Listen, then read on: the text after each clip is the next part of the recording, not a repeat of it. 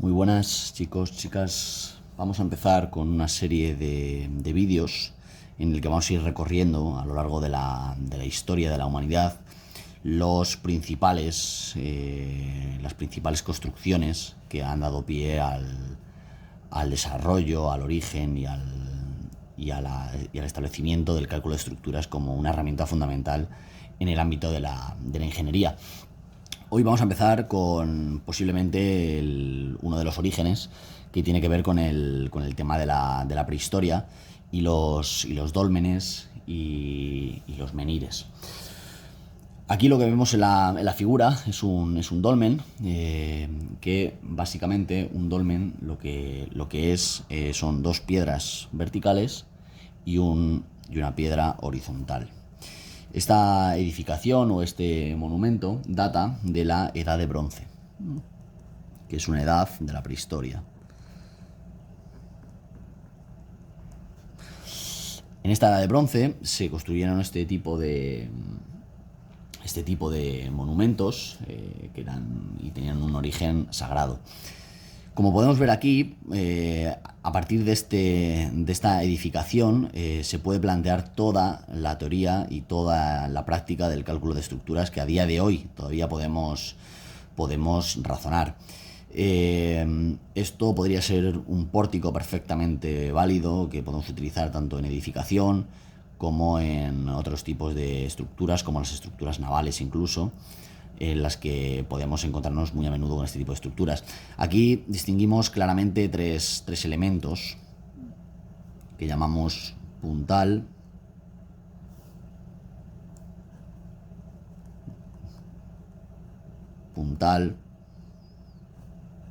y dintel. Cuando nosotros encontramos estructuras megalíticas, que son este tipo de rocas grandes, ¿de acuerdo? Este tipo de estructuras se llaman estructuras megalíticas. Y significan piedras grandes. Muy grandes. Vale.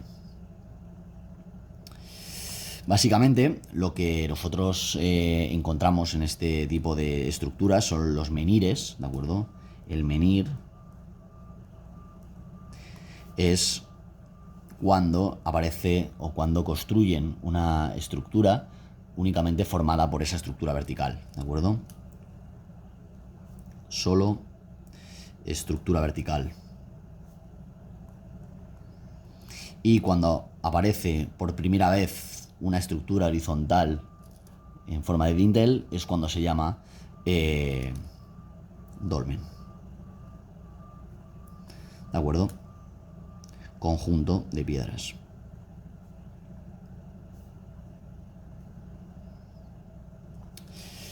Bien, cuando nosotros tenemos, o cuando ellos hacían el tema de estos monumentos, lo que solían hacer era juntar menires con dólmenes, y entonces los iban haciendo de tal manera que formaban círculos que, como he dicho antes, servían para hacer ritos y procedimientos sagrados.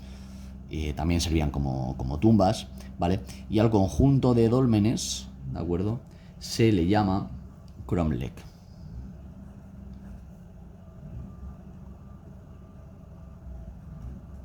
Bueno, de los más famosos que existen en la actualidad y los más grandes, ¿de acuerdo? Pues tenemos uno aquí en España, que es el de Menge,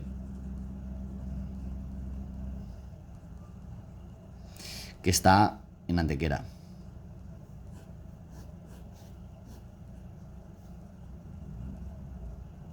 ¿Vale? Muy bonito y muy impresionante de ver, ¿vale? Bueno, claro, aquí los primeros ingenieros, que aunque no lo supieran, lo eran, claro, se enfrentaban ante el primer diseño estructural que tenían que hacer frente y que, como no podía ser de otra forma, tenía que resistir estas cargas. Claro, lo primero que tenían que ver era qué tipo de cargas teníamos en la estructura. Bueno, podemos ver que claramente lo que tenemos aquí es una estructura horizontal y una estructura vertical y vertical. Vale. ¿Qué tipo de estructura o qué tipo de cargas tenían aquí? Pues la primera de ellas era el peso propio. El peso propio de este bloque de piedra. ¿Vale? Este peso propio, evidentemente, es un peso que va hacia abajo, ¿de acuerdo?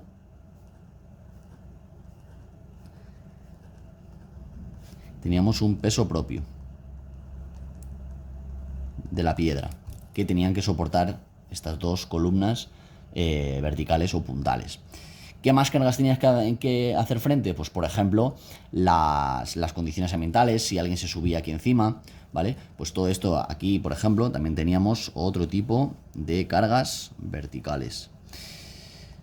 Este tipo de cargas verticales, pues insisto, tenían que ver con condiciones climáticas, por ejemplo, nieve, agua, o si alguien se subía encima, pues evidentemente otro tipo de cargas. Y para que el sistema esté en equilibrio, como ya lo sabemos todo el mundo, pues tiene que haber unas reacciones en el suelo que compensen, ¿de acuerdo?, toda esta situación de cargas sobre la piedra, ¿vale? Estas son las reacciones. Reacciones del suelo, ¿vale? Bien. Este tipo de cargas hacen que aparezcan dos tensiones fundamentales. Para empezar, aparece una tensión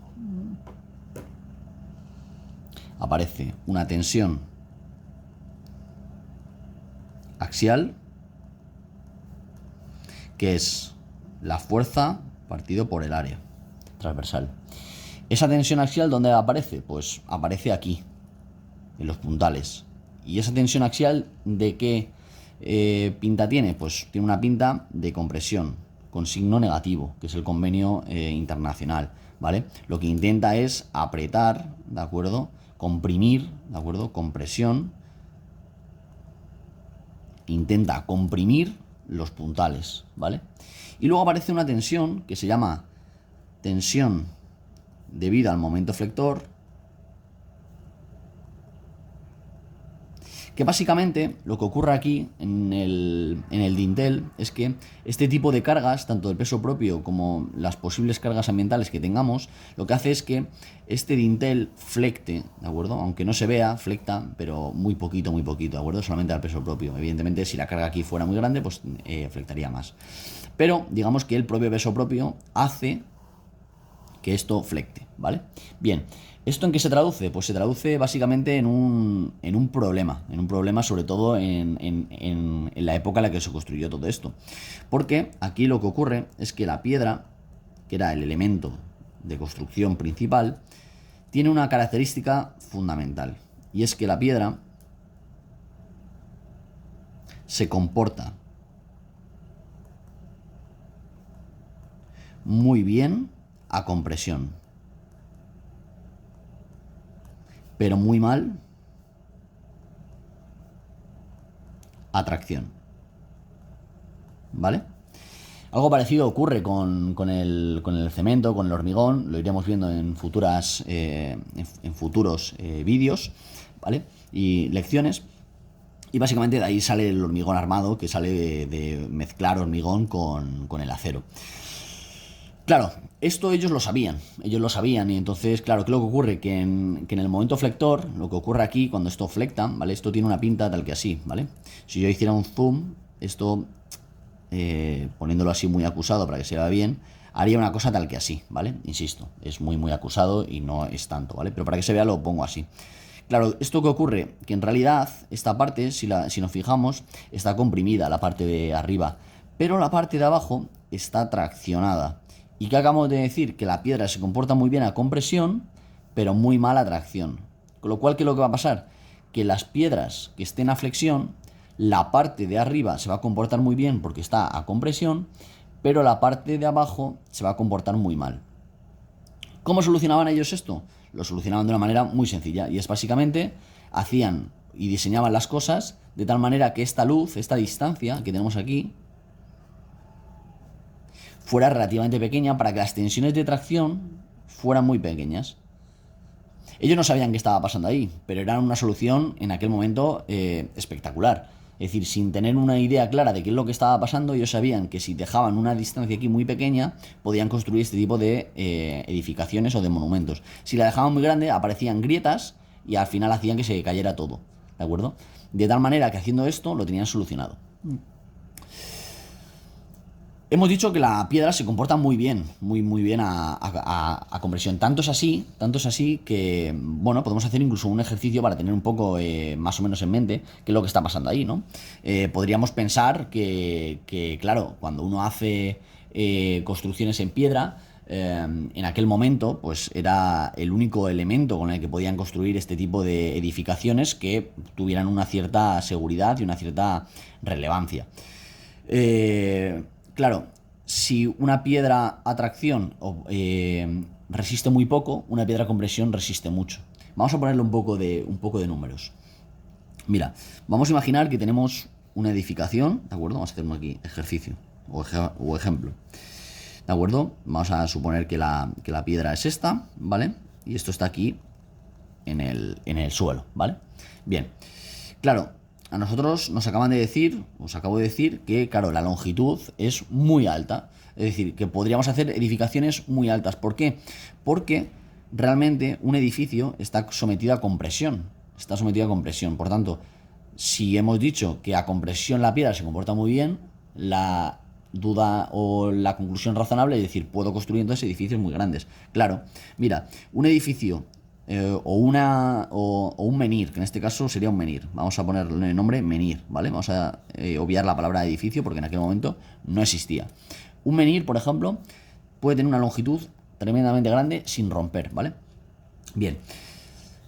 Propiedades del granito, ¿vale? Este tipo de piedra, ¿vale? Que tenemos aquí, se construía, ¿de acuerdo? Estos monumentos con granito, ¿vale? Bueno, pues el granito, la gracia que tiene es que tiene una resistencia a tracción de 300 megapascales, ¿vale?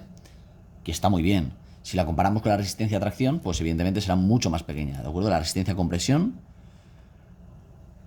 es alta, ¿vale? La resistencia a compresión es muy alta, ¿vale? Bien. Claro, aquí ¿cuál es la historia? Aquí la historia es que, claro, si nosotros hacemos el diagrama de un cuerpo sometido a su propio peso en términos de axiales, lo que tenemos es un diagrama de axiales tal que así, ¿no?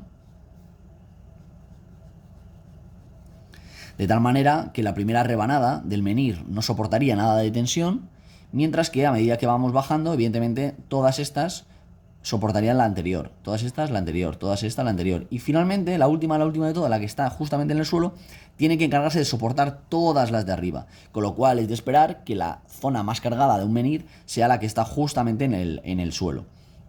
Vale. Si nosotros representamos esa ley de esfuerzos axiales, pues tendría esta pinta, ¿no? El peso específico de la piedra en kilómetro metro cúbico, el área de la sección transversal y un L-X, siendo L la longitud y X recorriendo evidentemente porque no sería igual en todo el menhir, en toda la piedra. Con lo cual sería L-X, ¿vale? Siendo X evidentemente la dirección del menhir.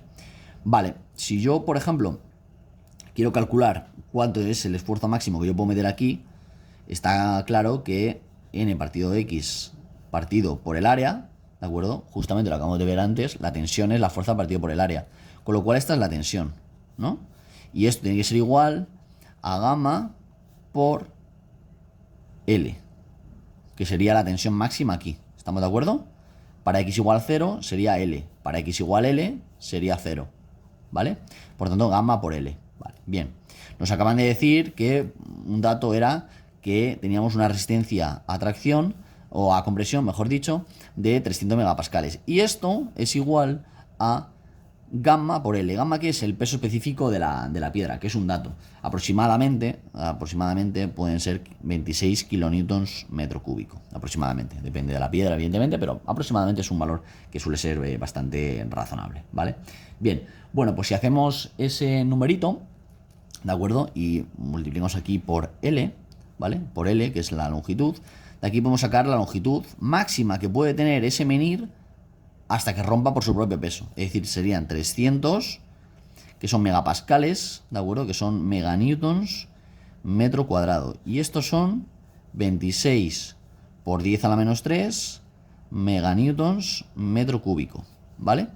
Bueno, pues si hacemos esta pequeña división, vamos a llegar a la conclusión de que 300 entre 26 por 10 a la menos 3 tenemos un valor de 12.500 metros. Ya os podéis imaginar la burrada, ¿de acuerdo? De metros que es esto, ¿de acuerdo?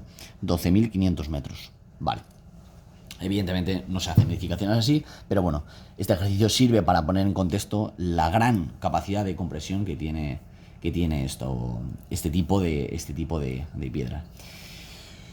Bueno, ¿y cómo hacían esto los ingenieros de la época? ¿Cómo hacían esto? Pues ingenieros de la época. Vamos a ver cómo lo hacían. Ingenieros de la época.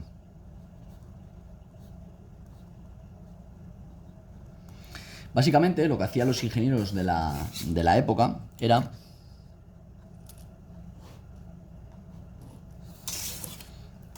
pues intentar ver cómo podían afrontar todo esto. Bueno, pues esto lo hacían, ¿cómo lo hacían? Pues atención, lo hacían sabiendo varias cosas. La primera es problemas de tracción.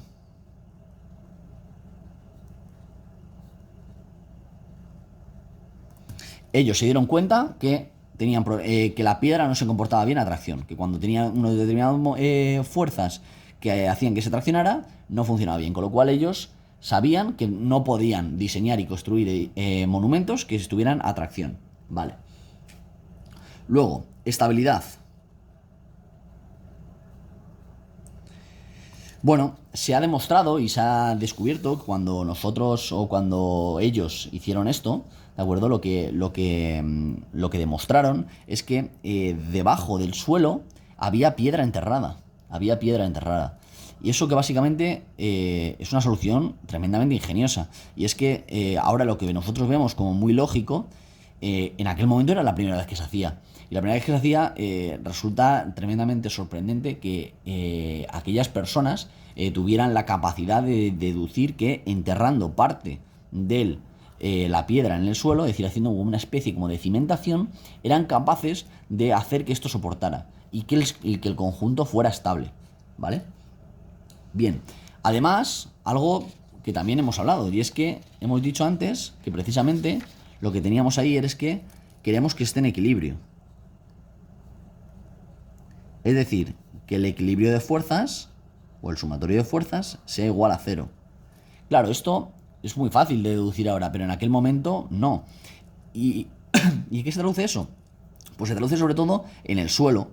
Cuando nosotros tenemos las dos piedras con el dintel aquí, claro, ¿qué es lo que ocurre? Que realmente esto tiene un peso propio. ¿Qué es lo que hace? Que hace que aparezcan dos reacciones aquí. Pero claro, esto se tiene que compensar con esto. Y tú tienes que asegurarte de que el suelo donde lo vas a poner lo aguante. Claro, nosotros a día de hoy, con los grandes edificios y grandes monumentos que tenemos a lo largo de todo el mundo, somos capaces de hacer cimentaciones tremendamente sofisticadas para precisamente asegurar que el suelo donde se va a construir ese edificio es capaz de devolver todas las cargas que le llegan. Pero ellos hicieron cimentaciones que en aquel momento eran súper rudimentarias, pero tremendamente efectivas. Tremendamente efectivas. Y es que consiguieron hacer cimentaciones que han aguantado durante siglos y que seguirán aguantando. Por último, ¿qué es lo que hicieron los últimos los ingenieros de la época, sin saber que eran ingenieros? Pues hicieron algo tremendamente también efectivo. Claro, uno ve esto y lo primero que uno puede pensar es, bueno, ¿cómo es capaz una persona en aquel momento en el que no había grúas, no había nada, de llevar semejantes bloques de tierra hacia puntos en los que no es fácil hacerlo? Vale, pues ellos lo hicieron con un modo tremendamente efectivo. Y es básicamente lo que hicieron es apoyarse en la tierra. ¿Y cómo se hace eso? Pues mira, claro, transporte. Bueno, nosotros teníamos una piedra aquí, o ellos tenían una piedra aquí, ¿qué es lo que hacían? Decían, bueno, vale, yo la quiero poner en vertical, ¿no? La quiero poner en vertical. Para ponerla en vertical, lo más lógico es pensar, bueno, voy a tirar con una fuerza, ¿no? De alguna forma, con algún elemento que me permita ponerla en vertical. Esto no es tan fácil porque si uno se pone a pensar, dice, si yo aplico una fuerza aquí, aquí me aparece un momento flector. Un momento flector que aquí me va a generar unas tensiones de tracción que me va a hacer fisurar la grieta. Esa solución no es válida. Hay que sacarse otra solución de la manga. ¿Dónde está eso? Pues en la tierra. Ponían montículos de tierra y lo que hacían era empujar. De tal manera que la piedra en el transporte y en la generación final, lo que hacían era que estuviera todo el rato en compresión. Entonces había un momento en el que, evidentemente, esa piedra, ¿de acuerdo?, estaba arriba, ¿de acuerdo?, del montículo de tierra, y ahora, claro, lo que había que hacer era que se pusiera en vertical. Con lo cual, ¿cómo solucionaban esto? Pues empezaban a quitar tierra. Empezaban a quitar tierra de uno de los lados. Y entonces iba poco a poco colocándose, poco a poco colocándose. Fijaos cómo es esto, porque esto es tremendamente rudimentario, pero a la vez tremendamente efectivo. Porque, por favor, no nos olvidemos que estamos en la prehistoria. Es decir, no hay nada de nada. Y sin embargo, a las mentes pensantes de aquel momento se les ocurrió esta genialidad. ¿Vale? Entonces, lo fueron colocando y no olvidemos nunca que lo que hacen ellos es... Ellos quieren hacer un cromlech. Es decir, quieren hacer una especie de círculo, un círculo de menires en las que cada uno de ellos tiene que ir con una cimentación adecuada para que precisamente no se mueva y que efectivamente el sistema sea estable y esté en equilibrio. ¿Vale? Vale, entonces hay que diseñar muy bien ese proceso constructivo, es decir, dónde pongo los montículos de arena para que cuando yo venga con mi menhir aquí, sea capaz de llevarlo donde tiene que estar, ¿de acuerdo? Para que cuando caiga precisamente la cimentación. Y luego ya sea capaz de quitar esa tierra. Así se construía en la época. Sin lugar a dudas, los pioneros del origen del cálculo de estructuras. Muchas gracias.